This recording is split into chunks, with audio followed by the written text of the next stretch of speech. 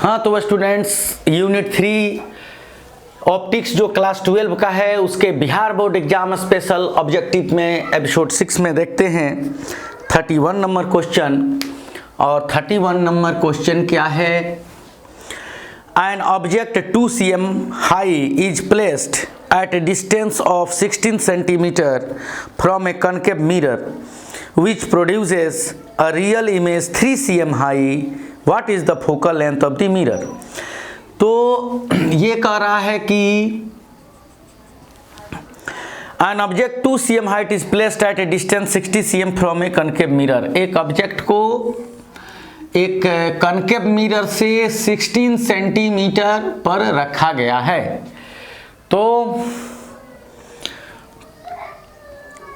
which produces a real image 3 cm height. तो real image यानी यहाँ पर क्या गिवन दिया है? तो गिवन दिया है कि h1 इक्वल टू 2 सेंटीमीटर और h2 इक्वल टू 3 cm और रियल इमेज यानी निगेटिव तो ऑब्जेक्ट से बड़ा इमेज बन रहा है। इसका मतलब ऑब्जेक्ट कहाँ पर है? तो ऑब्जेक्ट C और F के बीच में है, तभी तो उसका बड़ा और रियल इमेज बन रहा है। तो ये H1 जो हो गया ये प्लस में 2 सेंटीमीटर और जो ये H2 हो गया वो माइनस में 3 सेंटीमीटर, क्योंकि ये मुख्य अक्ष के ऊपर प्लस, ये मुख्य अक्ष के नीचे minus. What is the focal length of mirror? और कहता है कि ऑब्जेक्ट को रखा गया है यहाँ पर -16 सेंटीमीटर पर, तो इसका फोकल लेंथ कितना है? An object 2 cm height is placed at a distance 16 centimeter from a concave mirror which produces a real image 3 centimeter high. What is the focal length? तो कनकेव जो मिरर है इसके front में object distance जो यहाँ है वो minus में होगा, ठीक है।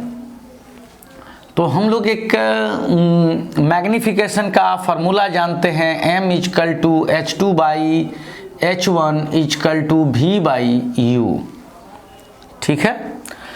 तो यहाँ आते हैं h2 जो है वो -3 है और h1 प्लस में 2 है। अब और v तो हम लोगों को पता नहीं है कि v कहाँ है और u क्या है, तो u -16 है, -16 है, ठीक है। तो इसका फार्मूला क्या होता है? m equal to h2 by h1 minus v by u होता है। तो यहाँ पे -v बाई u अगर करते हैं तो माइनस तो यहाँ पहले से है और v का पता नहीं और u जो है वो -16 है और v तो ये पता है। अगर इधर माइनस में v तो माइनस में ही होगा, तो यहाँ माइनस रख देंगे तो v का मान प्लस में आ जाएगा।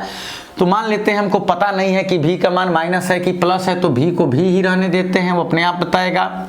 तो सिर्फ ये फार्मूला अप्लाई किए, m equal to h2 by h1 equal to -v by u। तो h2 नीचे है तो वो माइनस में, ऊपर h1 प्लस में माइनस और v बाई u, u -16। तो ये हो जाएगा -3 बाई 2 और माइनस माइनस प्लस इधर आ जाएगा 16 इक्वल टू v और v इक्वल टू 2 8 जा 16 यानी -24 सेंटीमीटर। यानी जो इसका इमेज डिस्टेंस होगा, जो ये 16 सेंटीमीटर पे जो ऑब्जेक्ट है उससे 8 सेंटीमीटर ज़्यादा यानी 24 सेंटीमीटर पर इमेज बनेगा। ये -16 ये -24। तो फोकस के लिए पूछा जा रहा है, तो from 1 by v plus 1 by u equal to 1 by f। तो 1 बाई v भी इधर बन रहा है माइनस में, तो -v यानी -24 प्लस u क्या है तो -16 इक्वल टू f।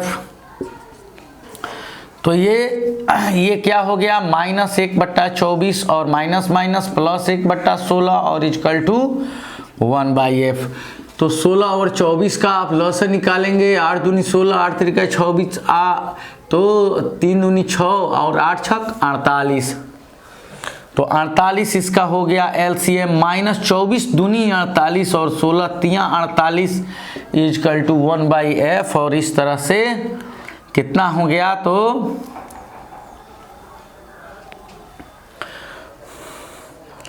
तो ये क्या है माइनस और ये माइनस प्लस माइनस और ये भी है माइनस, ठीक है।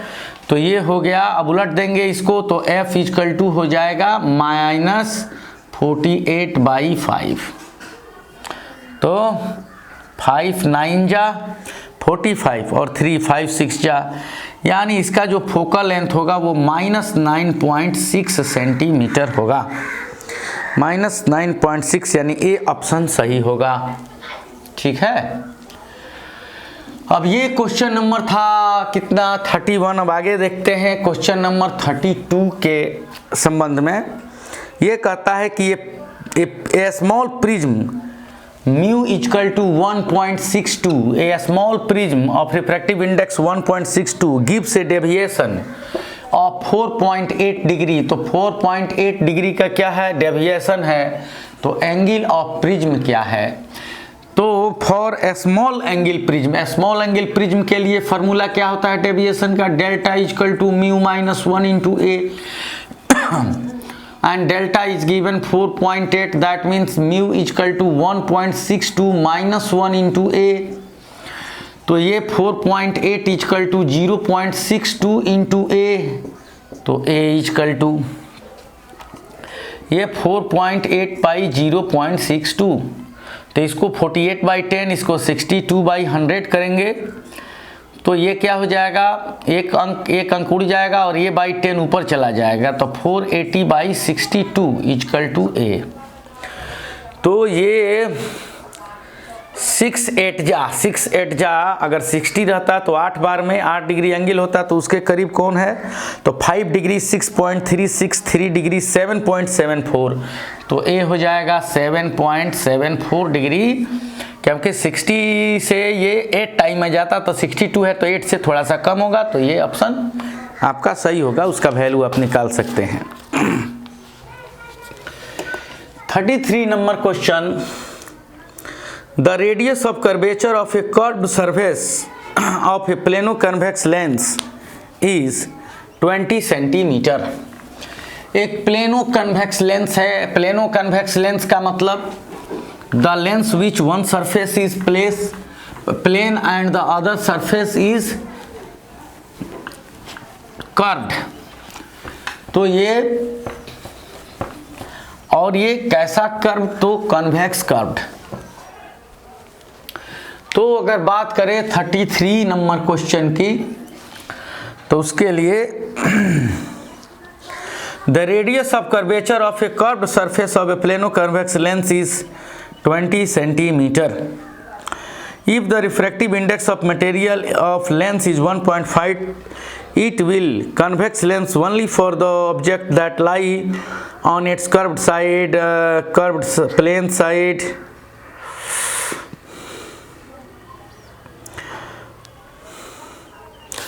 आपसे ये पूछ रहा है कि the radius of curvature of A curved surface of plano convex lens, ये जो प्लेनो कन्वेक्स लेंस है इसका जो कर्व सरफेस है इसका रेडियस कितना है, तो 20 cm है, और इसका रिफ्रैक्टिव इंडेक्स कितना है, तो 1.5। If the refractive index of material of the lens be 1.5, it will be convex lens only for the object that lie on the curved side। यह कहता है कि यह convex lens की तरह तभी काम करेगा जब ऑब्जेक्ट इसके कर्व साइड की ओर होगा। देखो कोई भी जो प्लेनो कन्वेक्स लेंस है या प्लेनो कनकेव लेंस है, वो किसी साइड से भी आप ऑब्जेक्ट को रखिएगा वो एक ही फोकल लेंथ और एक ही लेंस की तरह काम करेगा। ठीक है। और इसकी हम लोग जांच भी कर सकते हैं। जैसे हम लोग मान लिए कि एक बार ये है प्लेनो कन्वेक्स, तो इसका radius of curvature R1 equal to +20 centimetre, कितना दिया है रेडियस ऑफ कर्वेचर, और इसका R2 इक्वल टू हो जाएगा -∞। तो इसका फोकल लेंथ निकाल के देखते हैं, 1/f equal to μ2/μ1 -1 into 1/r1 minus 1/r2. Now 1/f is equal to medium mu1 is mu A and mu2 is mu glass, because light is going from air to glass. तो mu2 is equal to mu g by mu A minus 1 into 1/r1. R1 means 20 minus 1/r2 means -∞. that is 1 by f mu g is equal to 1.5 and Ri of air is 1 minus 1 and that is 1 by 20 and 1 by infinity will be 0. So 1 by f is equal to 1.5 minus 1 is equal to 1 by 2 and 20 and f is equal to plus 40 centimeter. Hence the plano-convex lens which one surface is plane and the radius of curvature of curved surface is 20 centimeter and which refractive index is 1.5 will be lens of focal length of plus 40 cm. That means it works as a convex lens. अब जो है अब हम लोग ऐसे इसका result देखते हैं, ऐसे, अच्छा ऐसे तो देख लिए, अब ऐसे इसका रिजल्ट देखते हैं तो इसका R1 equal two plus infinity और इधर R2 इजकल टू माइनस 20 हो जाएगा। तो इसके लिए फिर हम वही फार्मूला अप्लाई करेंगे, ठीक है, और तब इसका फोकल लेंथ पता करेंगे 1 बाई एफ, ये म्यू2 तो म्यू जी है और ये एयर है 1 और 1 by R1 equal to infinity minus R2 equal to minus infinity. That means 1 by F equal to 1.5 minus 1 by 2 minus और ये 1 बाई इन्फिनिटी 0 और ये तो R1 इधर था, R1 इधर प्लस इन्फिनिटी और माइनस R2 इधर माइनस 20, तो ये माइनस माइनस 1 बाई 20, तो फिर इसको उल्टा करेंगे f इजकल टू प्लस 20, यानी ये भी लेंस एक कन्वेक्स लेंस की तरह काम करेगा। 22 या 40 यार, तो ये भी लेंस एक 40 cm कन्वेक्स लेंस की तरह काम करेगा जब ऑब्जेक्ट रहेगा प्लेन साइड के फ्रंट, और यही लेंस फिर 40 cm की तरह ही काम करेगा। तो इसका मतलब कि ये लेंस जो है आप ऐसे रखें या ये लेंस आप ऐसे रखें, ऑब्जेक्ट चाहे इसके कर्व साइड की ओर हो या ऑब्जेक्ट चाहे इसके प्लेन साइड की ओर हो, ये दोनों का इमेज एक ही तरह से बनाएगा, एक ही जगह बनाएगा और ये दोनों प्लस 40 सेंटीमीटर की तरह ही काम करेंगे। तो अब इसके ऑप्शन को हम लोग देखते हैं, हम लोग कहीं से मतलब ये कर्व से लें या प्लेन से लें, दोनों का रिजल्ट, दोनों का फोकल लेंथ एक ही होगा और दोनों प्लस 40 cm फोकल लेंथ वाले कन्वेक्स लेंस की तरह काम करेंगे। तो इसका आंसर होगा convex lens irrespective of the side on which the object lies, माने कोई भी साइड जिधर आप ऑब्जेक्ट लाई करेंगे उसके लिए वो एक ही तरह से काम करेगा। ठीक है। 34, यानी ये कर्व साइड की ओर ऑब्जेक्ट रखने से या प्लेन साइड की ओर रखने से उसके इमेज में कोई चेंजिंग नहीं आएगा और ना ही उसके फोकल लेंथ में कोई चेंजिंग आने वाला है। अब यहां बात करते हैं 34 नंबर की, a thin glass of refractive index 1.5. A thin glass lens has optical power -8 diopter in air. Its optical power in a liquid with refractive index 1.6 will be. तो इसको ये लेंस है 8 डायोप्टर का, -8 डायोप्टर का, और इसे और इसका म्यू कितना है म्यू जी, तो 1.5 है, और इसे एक ऐसे मटेरियल में रख दिया गया जिसका रिफ्रैक्टिव इंडेक्स क्या है, जिसका रिफ्रैक्टिव इंडेक्स 1.6 है, समझे। तो ये कैसे काम करेगा, तो इसको हम बना के भी दे सकते हैं रिजल्ट आपका, लेकिन सबसे पहले अगर इस टाइप के लिए हम लोग थोड़ा सा एक कंसेप्ट पे कंसीडर करेंगे, और वो कंसेप्ट है कि यदि कोई लेंस जो है उसको फिगर से हम लोग समझ लेते हैं। यदि कोई लेंस जो है और वह उसी मीडियम में डिप्ट किया गया है, उसी मीडियम में डुबाया गया है जिसका अपवर्तनांक, जिसका रिफ्रैक्टिव इंडेक्स उसी के बराबर है, जैसे ग्लास 1.5 का है और इसे ऐसे मीडियम में रखा गया है जिसका रिफ्रैक्टिव इंडेक्स भी क्या है 1.5 है, तो इस पोजीशन में ये इन्फिनिटी इसका फोकल लेंथ हो जाएगा, क्योंकि इससे जाने वाली किरण सीधे निकल जाएगी। क्यों? क्योंकि रिफ्रैक्शन होता कब है, जब रिफ्रैक्टिव इंडेक्स में डिफरेंस आता है, अपवर्तनांक में जब परिवर्तन होता है when a ray of light moves from one to another media of different refractive index, then it will change in the direction of light called refraction. But here the refractive index of both media is equal, then its focal length will be infinity. तो इसका focal length क्या होगा, infinity हो जाएगा। तो अगर कोई lens चाहे वो कन्वेक्स या कॉन्केव लेंस हो, उसे ऐसे मीडियम में डिप्ट किया जाए जिसका रिफ्रैक्टिव इंडेक्स उस मीडिया के रिफ्रैक्टिव इंडेक्स के बराबर हो, तो वह किसी लेंस की तरह काम नहीं करेगा। और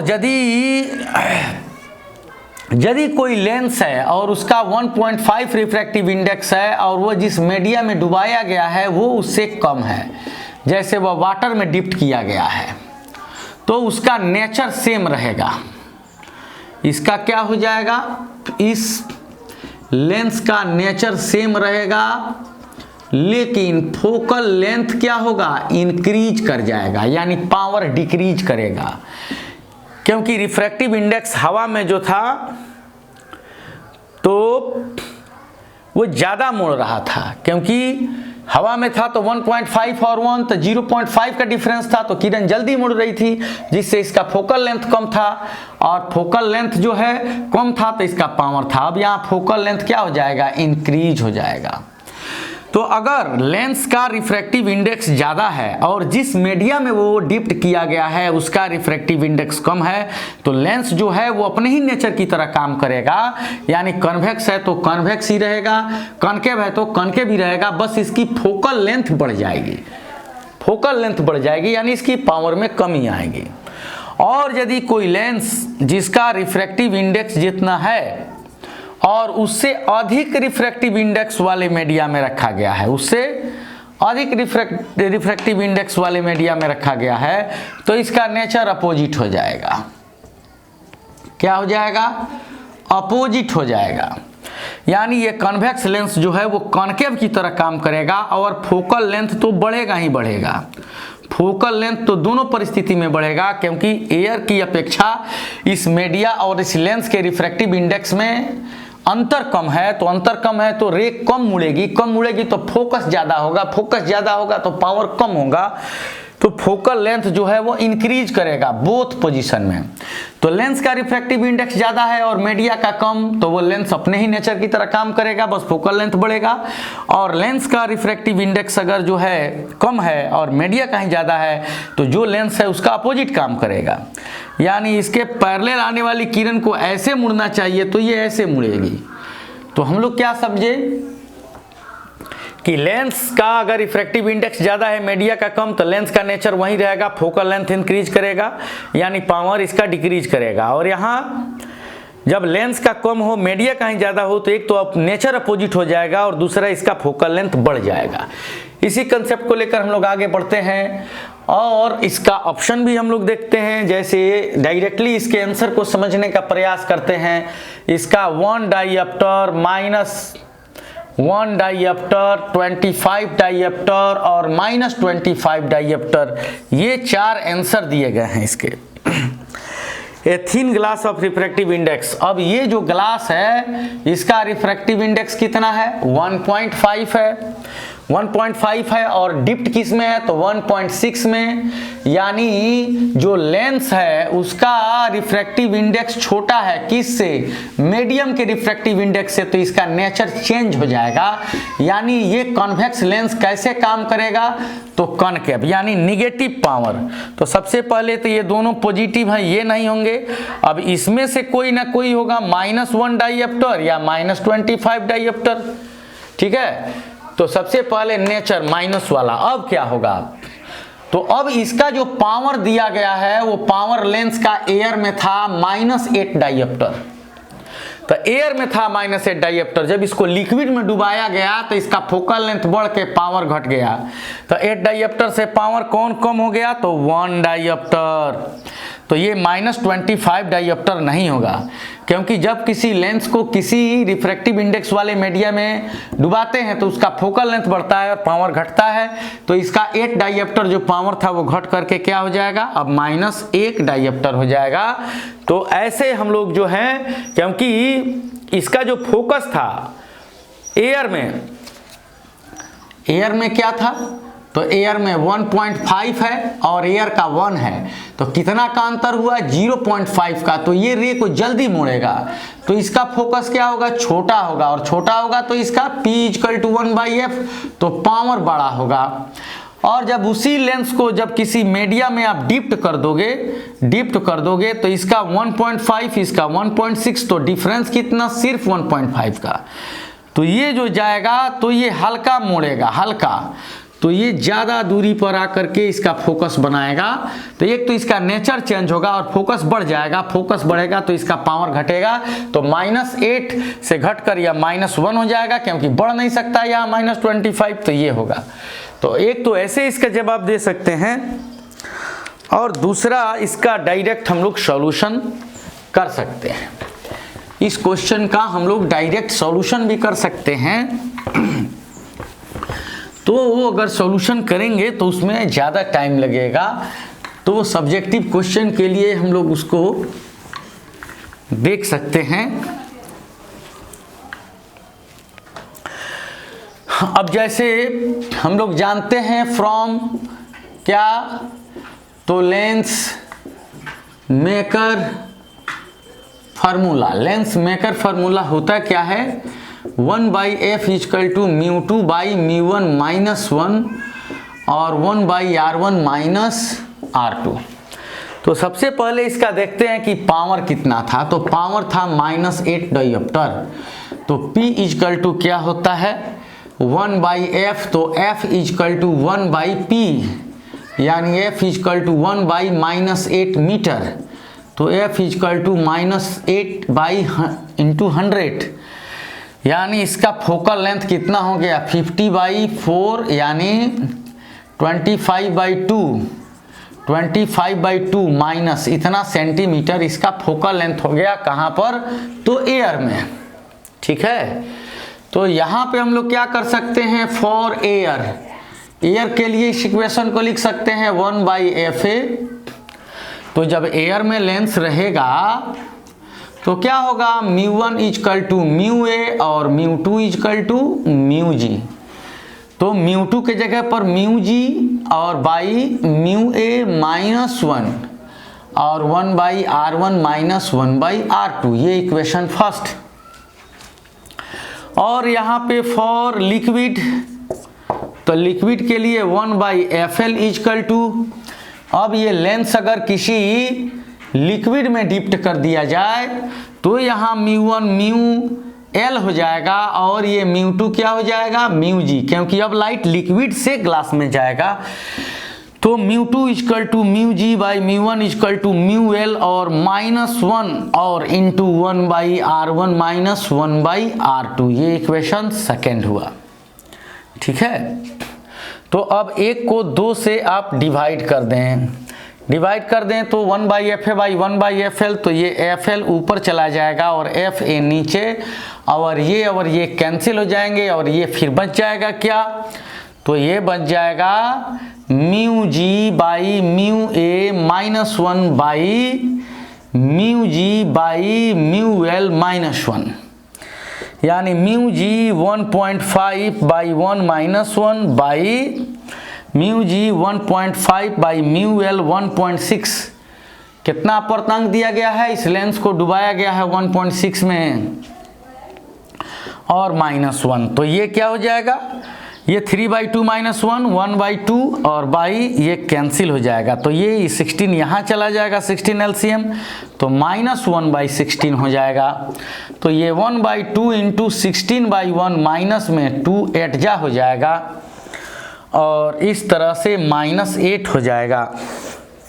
ठीक है, तो क्या होगा यहाँ पे, तो यहाँ FL/FA, तो यहाँ FL/FA = कितना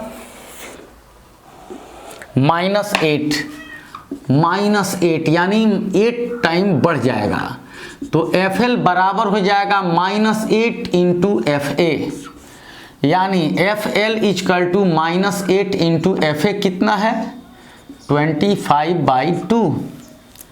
ठीक है, और ये किस में है, तो माइनस में, तो ये हो जाएगा प्लस, तो -8 हो गया, और एफ ए का -25 तो माइनस माइनस प्लस, और 2 से ये कितना हो गया 2 4 जा, और एफ एल इजकल टू 25 4 जा 100 सेंटीमीटर, यानी F L equal to 1 metre, यानी इस लिक्विड में फोकल लेंथ 1 मीटर हो जाएगा, और P इजकल टू 1/f, और P इजकल टू 1/1, यानी P इजकल टू 1 डाइएप्टर प्लस। ठीक है, तो ये 1 डाइएप्टर प्लस हो जाएगा। तो हम लोग इस क्वेश्चन को ऐसे भी सॉल्व कर सकते हैं यदि ये सब्जेक्टिव में दे। इसका स्क्रीनशॉट आप ले सकते हैं। अब आगे क्वेश्चन है two mirrors at an angle theta degree. Two mirrors at an angle theta degree produces 5 images of a point. 2 mirror हैं और 2 प्लेन मिरर हैं और थीटा एंगल पे इंक्लाइंड हैं, और वे क्या कर रहे हैं 5 इमेज बना रहे हैं। किसका? तो एक पॉइंट का। तो 5 इमेज तो 2 तरह से हो सकता है बच्चों, क्योंकि ये प्लेन मिरर है। इसका सबसे पहले कंडीशन लिख देते हैं हम आपको। पहला कि ये जो 2 मिरर हैं ये थीटा डिग्री पे इंक्लाइंड है और ये किसी ऑब्जेक्ट का इमेज बना रहे हैं। तो if 360 by theta equal to n equal to odd number आता है, तो then n equal to number of image, तो नंबर ऑफ इमेज n के बराबर ही होगा। और दूसरे कंडीशन में यदि theta 360 by theta equal to n equal to even number आता है, तो n बराबर तो नंबर ऑफ इमेज, तो नंबर ऑफ इमेज क्या करते हैं 1 घटा देते हैं। और थर्ड, अरे यही तो हो सकता है, या तो ऑड आए या इवन आए या डेसिमल नंबर आए। तो यहाँ अगर थीटा है और if n equal to 360 by theta equal to decimal number, तो नंबर ऑफ इमेज क्या होगा? नंबर ऑफ इमेज ये होगा इंटीजर एक्सेप्ट डेसिमल। ठीक है, जैसे 360 बाई थीटा आ रहा है 5.8 तो 5 हो जाएगा, 5.9 तो 5 हो जाएगा, 8.7 तो 8 हो जाएगा नंबर ऑफ इमेज। ठीक है, तो ये थ्री टर्म में इसका आंसर हो सकता है। अब ये कह रहा है कि when 2 mirrors at an angle theta produces 5 images of a point। अब ये क्वेश्चन नंबर कितना है? क्वेश्चन नंबर है 35, और ये कह रहा है कि 2 plane mirror are inclined at an angle theta, then they form 5 image of the point P। तो 5 तो 2 पोजीशन में हो सकता है। एक तो n 360 बाई अगर 72 हो जाए तो डायरेक्ट 5 आएगा, तो ये ऑड नंबर है तो ये ऑड ही रह जाएगा 5 का 5, यानी इनके बीच या तो 72 डिग्री का एंगल है, तो 5 इमेज बनेंगे, क्योंकि 360 बाई 72 इजकल टू 5 और 5 is a odd number, then the number of image will be 5। क्योंकि यहाँ देख रहे हैं 360 बाई थीटा एड ऑड नंबर हो तो नंबर ऑफ इमेज n ही हो जाएगा। ठीक है, और इसका एक दूसरा ऑप्शन हो सकता है कि अगर ये प्लेन मिरर्स जो हैं 60 डिग्री पे हों, 60 डिग्री पे इंक्लाइंड हो, तब इस पॉइंट P का कितना इमेज बनेगा? तो n इजकल टू 360 बाई 60 यानी कितना आएगा 6। तो ये क्या है? इवन नंबर है। तो इवन नंबर है तो नंबर ऑफ इमेज कितना होगा? तो नंबर ऑफ इमेज हो जाएगा इवन -1, यानी n-1। आप देख रहे हैं कि यदि इवन है तो n-1 हो जाता है, तो 6 - 1 इजकल टू 5, यानी दो कंडीशन में नंबर ऑफ इमेज 5 होगा, जब 2 मिरर 72 डिग्री पे इंक्लाइंड होंगे या 60 डिग्री पे इंक्लाइंड होंगे। तो अगर इसमें से अब उसके बाद कह रहा है कि क्या कि the number of image produced when theta is decreased to theta -30। तो अगर 30 करेंगे तो फिर ये एक पूरा पॉइंट में नहीं आएगा, तो इसको हम लोग 60